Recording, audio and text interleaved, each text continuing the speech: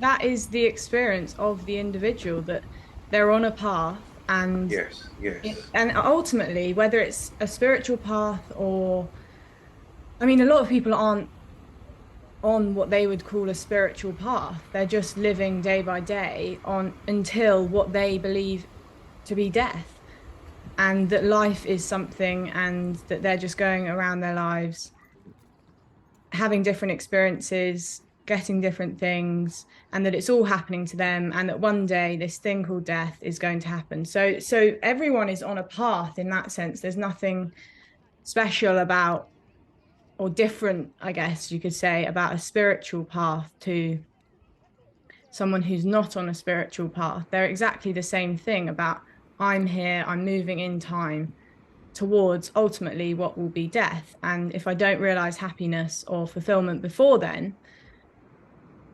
that's kind of what the individual is always striving towards. And what this communication is saying is that that is a complete dream, that there is no thing in the future called death that's going to happen to you. And that this is death, you could say. There's nothing waiting in the future. This is it.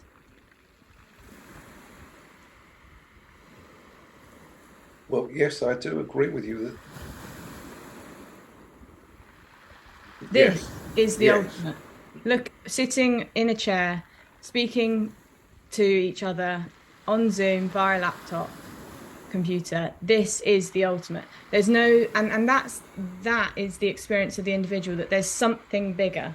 Are you, are There's a you, God, there's an ultimate, there's a higher self, higher consciousness.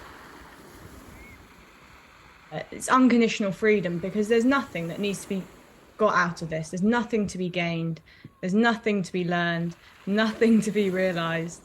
Everything is exactly as it is, and it's perfect just as it is. And if that is really heard, um, it can just be very obvious suddenly that nothing needs to happen.